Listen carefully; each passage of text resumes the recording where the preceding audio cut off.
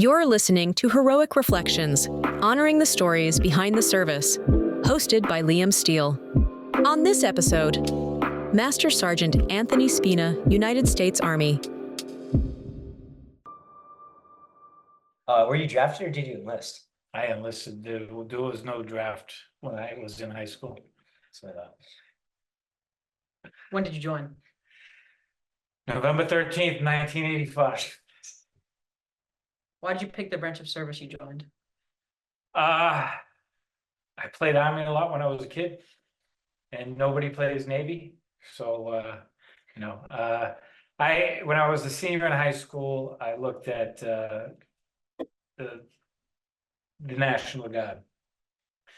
Back then, they actually did a big recruiting mission at the North Reading High School where they brought in, tanks and trucks, and they flew three of the teachers in a Huey and would land in the parking lot right about beginning of June, end of May, beginning of June. So I talked to a recruiter at that time, but because I was interested, but they kind of like, well, you got to take the ASVAB test tonight, and then next week we got to take you to the MEP Center for your physical, and then a week after you graduate, you're gonna ship. And I'm like, no, you know what? I'll wait. And I waited about a year, and then I bumped into a guy that was in the Army Reserve, and he talked me into joining. So I did it for the money for college, and then went to college and said, yeah, that's not for me. When you first joined, what were your first days like in the service? Back then it was, well, I was able to drill before I went to basic training.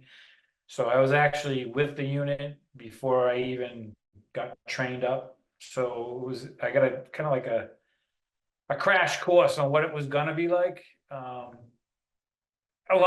Seriously, it's really adult driven Boy Scouts. I mean, there's more rules, it's a little stricter, but it's along the same lines. You have, like, you guys have patrol leaders, we have squad leaders, and then, platoon sergeants, which is like the PLCs and stuff like that. So, it's a similar structure. It was a little bit of a culture shock, but I actually took to it pretty quickly. Speaking of the culture shock, what was the boot camp and training like? Boot camp and training, basic training. I went to Fort McClellan, Alabama. My parents thought I did the split option, but I did it all the way through. So I spent my summer of summer of 86 in the heat of Alabama. A lot of it's I'm not going to say it's brainwashing, but it's structured so that when given an order, you just do it. So, and then if you screw up, the punishment back then was like do push-ups. So they built your mind and your body at the same time. I actually enjoyed it. It wasn't that bad. I can't speak today what it's like. I've been out for over 14 years, so. Did you have any tips or ways that you got through it really well? Or Yeah, the big tip at that time was keep your mouth shut. what was it just like the movies? Full Metal Jacket gives you a taste of what it was before I came in. When I came in, they couldn't hit you, they couldn't touch you. They weren't supposed to swear at you. They still happened. They did get in your face, they did, yell at you, scream at you.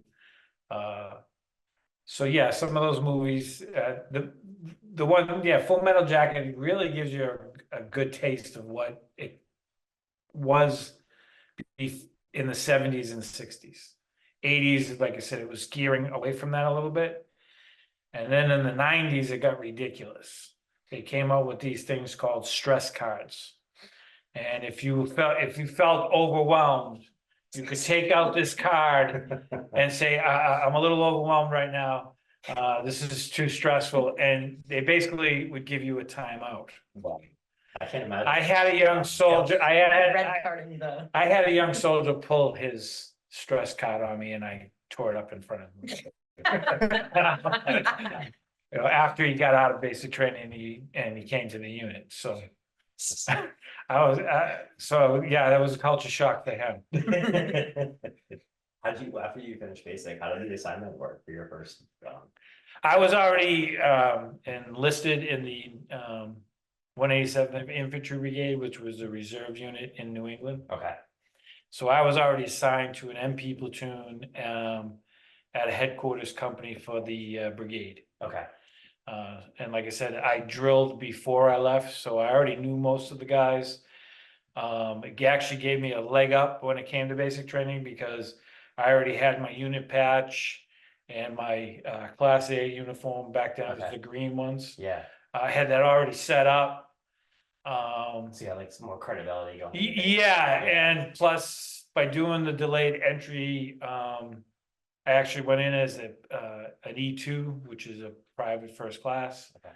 So I got a little more money out of it too. Yeah. Yeah, so when I came back, I was already in a unit. What happens on the active duty side, about 2 weeks before you graduate from, I went to MP school, they tell the guys where they're going, Okay. where their assignment was gonna be. And they give them like a week leave, and then they send them from wherever they live to their first assignment. Okay. Okay. Which wars did you serve in? No wars. I was in Operation Enduring Freedom, which was Bosnia, which was a peacekeeping mission. When I was in Bosnia, I was an E7.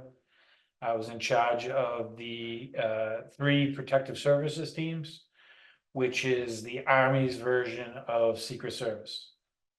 So I trained my guy, 3 teams, and they went to what they call the principal, the guy they're guarding.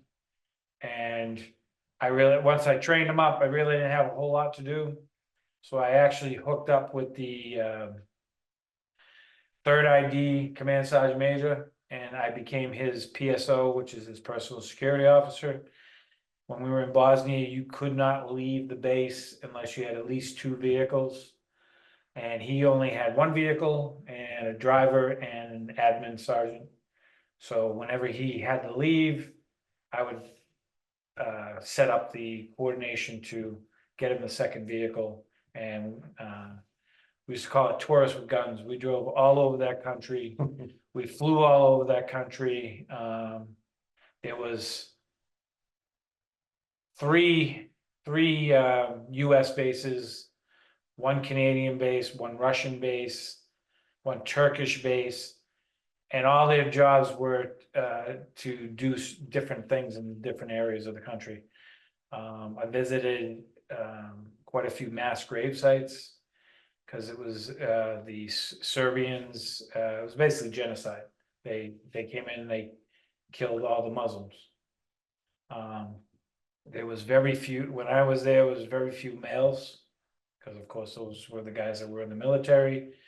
A lot of females. A lot of places were run by, like, you know, the elderly females. There was one place we went to. We sent messages home. We actually collect books, and we restocked one of their libraries that was burned down. So it was a lot of humanitarian stuff going on. It was really cool. It was interesting. The Olympic Stadium in Sarajevo is actually a mass grave site. They had no place to put all these poor people that were killed. So it's a big graveyard, mass grave site. So, the Turkish army, they found a couple of mass grave sites, and what they would do is they would excavate to try and identify the bodies that were there and get them to, their families and properly bury them and stuff like that. So it was really a really great trip, as I like it. I mean, if I could have gone home every day and had dinner with my wife and daughter at the time, I would have done that forever. I mean, I enjoyed that. That was a good trip. Was there like much danger being there? No, but you could tell, when you were not in, like, most of the Bosnians were happy you were there. Because we were there, the killing stopped.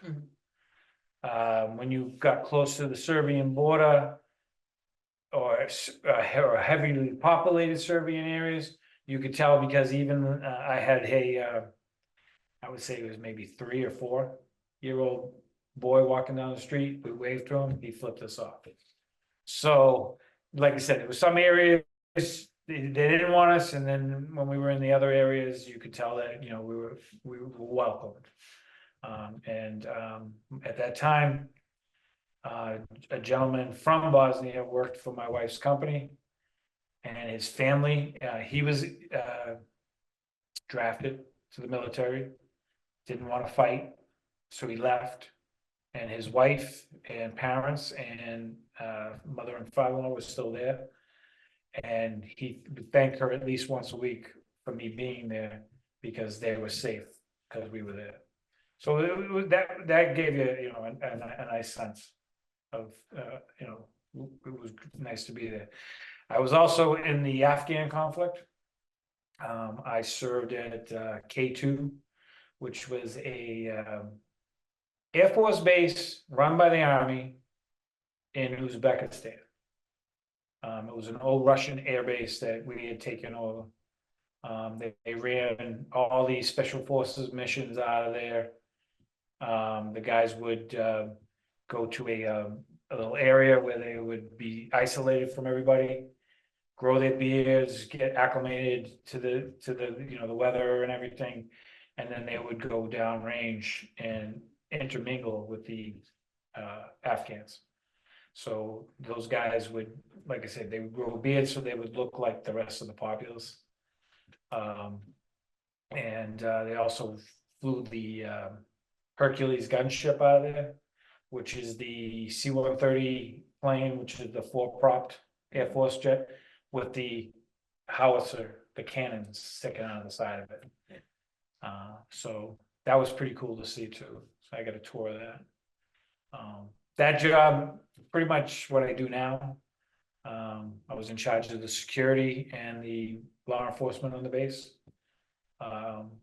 So we had 2 gates where you had to search every vehicle coming on and off the post, and every local that worked on the installation. You had to search their stuff as they came on and off. There was a lot of black market smuggling over there. Mafia was heavy in the region, and people would rather steal and possibility lose their jobs than be in trouble with the local mafia. So they would steal silly stuff, pieces of copper, like 8 inches long, because copper, as you know, is scrap, big money on the outside when you do scrap metal. And they would put it in the tubes underneath their bike seats. Another group that we caught stealing from the PX, which is the Army's version, military's version of Walmart. They had a hide underneath the back of the dump truck, where they lifted the bed of the back of the truck. They put all the stuff underneath and put it down. So then when you went underneath the truck with the mirrors, you just saw it looked like part of the frame. And then one of the locals dimed them out. So then my guys started having them lift the dump, and we caught about 50 grand worth of goods being stolen from AVs. And then also, they would throw boxes of food in the dumpsters, full boxes of food in the dumpsters. And then when it went to the dump, the folks would come and take the boxes out of the trash. So that was an interesting trip, but again, that wasn't it was part of the war, but I was way far away from it, Yeah. so. Were there any stories that the special forces guys told you? I hung out with the first sergeant from the teams. We didn't talk about their mission too much. We just, would have dinner together and stuff like that. Other than that, when they left, they donated a bunch of ammunition to us because they couldn't take it back with them. Okay. Because they're the only guys in the military that don't have to sign when they're issued ammo. So they had a lot of it, which was fine because we had a SWAT team, SRT team. So it gave us plenty of bullets to shoot on Sundays. Good entertainment, right? Yeah, it was good. Yeah. What was the food like? The food was okay. Basic training, AIT, regular mess hall, decent food, not bad. Overseas, Bosnia, the food was actually very good. It was run by the Bosnians. And we actually had a Burger King, but it wasn't like the Burger King here. It didn't taste quite the same. And then the mess hall over in Uzbekistan, not bad. Every Saturday was steak and lobster, but it was frozen lobster tails. When you freeze that stuff, it's okay. But it was better than nothing. Better than nothing. So the food wasn't too bad. I think I put weight on in Bosnia. I think I put weight on in Uzbekistan. Were there any pranks you pulled? Me? Oh yeah. When I was E5, we had a Northeastern cadet that was assigned to our platoon. And the cadets then wore circles for rank. And the cadet had left his helmet in the supply cage where we kept our gear. And I took some white out and I painted a bullseye on his little dot. And I don't know why, but he went to the lieutenant and said, Spina and Murphy, look what they did to my helmet. So I don't understand. But yeah, that was one prank that I really remember, and I every time I think about it, I smile. Yeah, because I don't even know what happened to that kid, if he ever actually got it commissioned or not. Were there no repercussions from the lieutenant? No, because they couldn't prove it was me. No. Couldn't prove it was me. Yes, they had their assumptions it was me. Bullseye. Yeah, I'm like, I don't know what you're talking about. I have no idea what you're talking about. So we didn't dust for prints or anything, but that was, we didn't do too much to each other. Basic, there was no, not really any pranks there. But yeah, I think it was the only prank I pulled. So. Do you have any photographs or memorabilia? I do, and I brought some.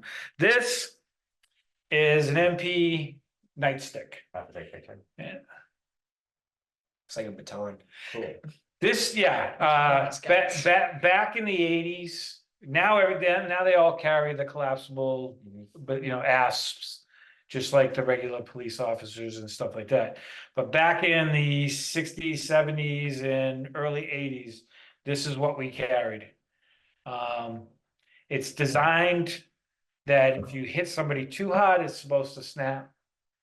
What a lot of the MPs did back in Vietnam, They drilled a hole in it and they filled it with lead so that it wouldn't Damn. snap. So, yeah, I picked this up a few years back and I used to keep it in my office at work. I don't anymore, so I keep that downstairs. Let's see. Like I said, I did, in Bosnia, I did protective services. So this is a picture of me. And, this guy here is the command sergeant major at 3rd ID. He actually grew up in Worcester. So when I told him I was gonna be his PSO, and he told me he was from Worcester, next thing I know, we're like, old time friends. This gentleman in the back is Sergeant Goglione. I forget what this day was for, but he helped me with the protective service mission. Also, I did all the security when the Sergeant Major, Jack Tilley came to Bosnia, to visit. And this was one of the, at the airfield at one of the, bases, Camp McGovern. It was McGovern. Eagle Base is where I was at. And there was 2 other bases for the Army. And then, the local merchants and stuff like that would make these, made these plaques and stuff. So this is the unit patch, the 94th. And, if you wanted to buy one, they put your name on it. So that's some stuff from Boston. I used to have that in my office at Devon's. When I went to Uzbekistan, like I said, this is a picture of the SRT team. Every Sunday, we call it the band practice, every Sunday for 6 months. We went to the range. This was a picture at the range. You can see the targets in the back there. I can honestly say I shot so many bullets that I got tired of going to the range. That is not something anybody ever says, either in, the military. Yeah. You go to the range once or twice a year. I mean, we were going every single Sunday Did you for guys 6 months. have like competitions and that? Oh, yeah, Yeah. we practiced, moving and shooting. There was an old, building down this end of the range that we would practice clearing. We got a couple of the special forces guys. Okay. That were there, to give us a couple of classes. Yeah. This is a picture of me in front of the MP station. This is the new sign. I actually have the old sign Oh, really? at the house. It was left in the Connex when we came back. And when I worked at Devon's, as a police officer there at Devon's, it was leaning up against the Connex. No In one of the motor That's pools. random. Yeah, I just happened to be working one Sunday on overtime and it was up against the Connex. And I says, I'm gonna go get the keys and I'm gonna go put that in my truck. This is another picture from band practice. And then, this, picture here, people give me crap because I got my radio in my gun hand, but all these gentlemen that are walking in a line behind me are under arrest. They were the gentlemen that cleaned the Porta Johns. And, the little Kakasaka trucks never left the base. But every single day, those trucks needed to be filled with gas. And the CID agent, that was there had them on the surveillance. What they would do is they would do their job for the day, and at the end of the day, they would siphon the gas tanks into cans, and they would take it back out on the local market and sell it. So those guys who had a nice cushy job, making probably 3 times as much money as they would have on the outside, all lost their jobs. But again, because they feared the mafia more than they feared losing their jobs. So, those are some pictures that I had kicking around the house. Those are cool. Thanks for bringing those over. Yeah.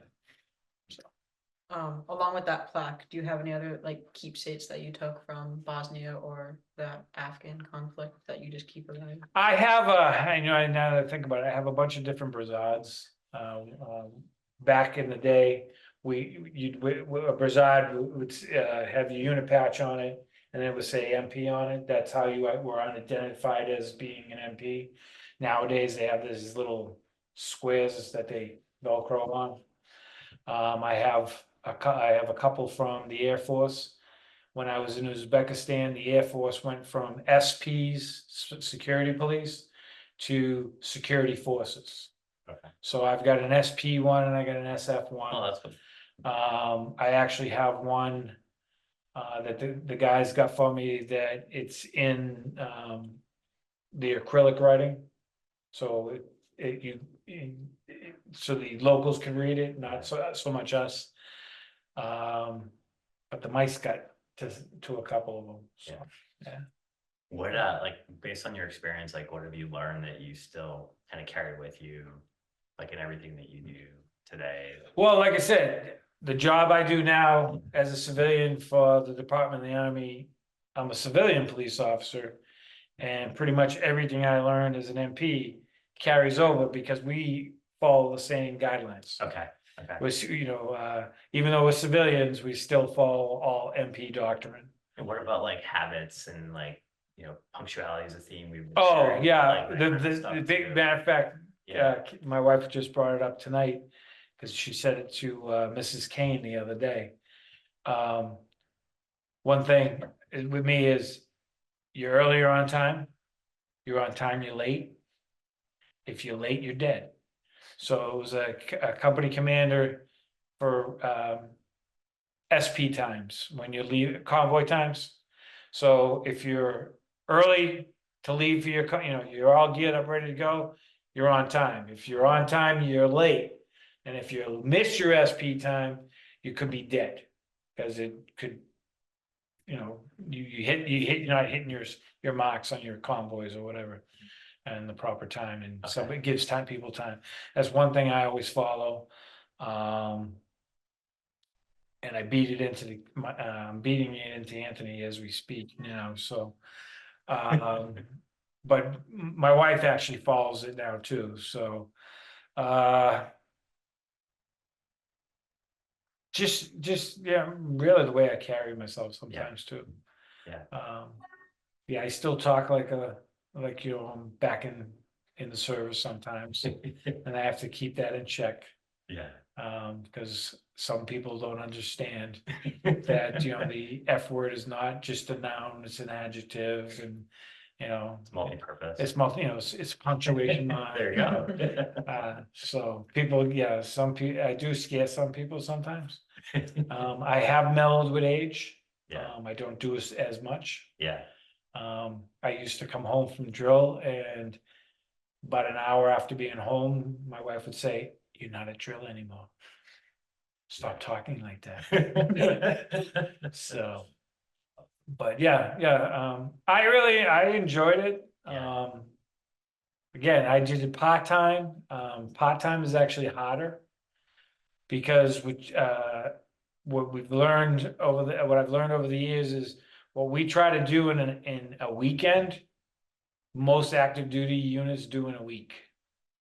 So, that was it. And then when I joined, the model was be all you can be. Now it is again. And so what's old is new. Yeah. And back then too, the commercials for the Army Reserve was 1 weekend a month and 2 weeks every year. Then I remember right after the Gulf War and after I got back from Bosnia, the commercials changed to up to 1 weekend a month and maybe up to 2 weeks every year. Something around some phrasing like that. They changed it up a little bit. Get people to come in. Yeah. So, and I enjoy when we go to West Point. I like messing with the cadets.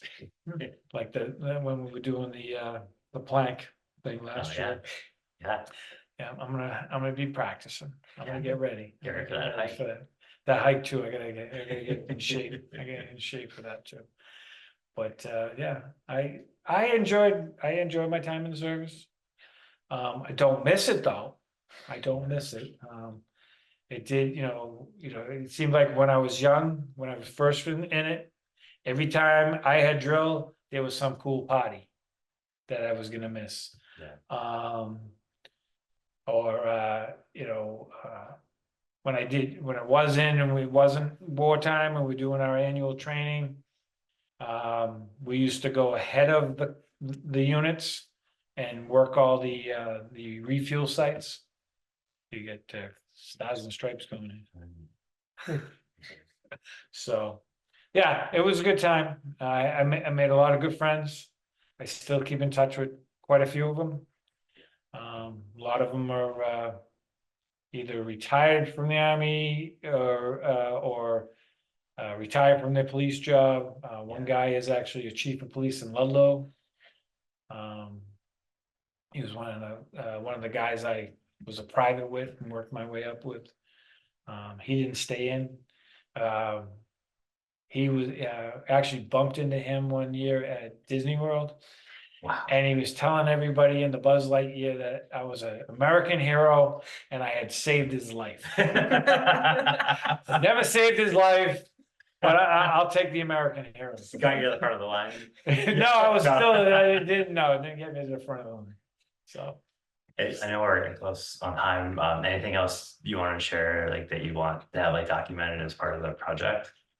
No, like I said, I enjoyed it.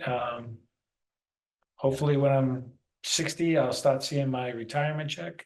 Because when you're in the Army Reserve, you don't get your check until you age 60. Okay. So I've been out for 14 years and I'm still waiting to get to my check. So.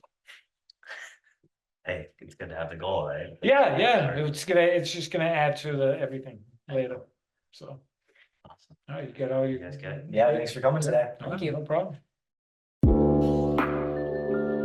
Thank you for listening to this edition of Heroic Reflections, honoring the stories behind the service, hosted by Liam Steele.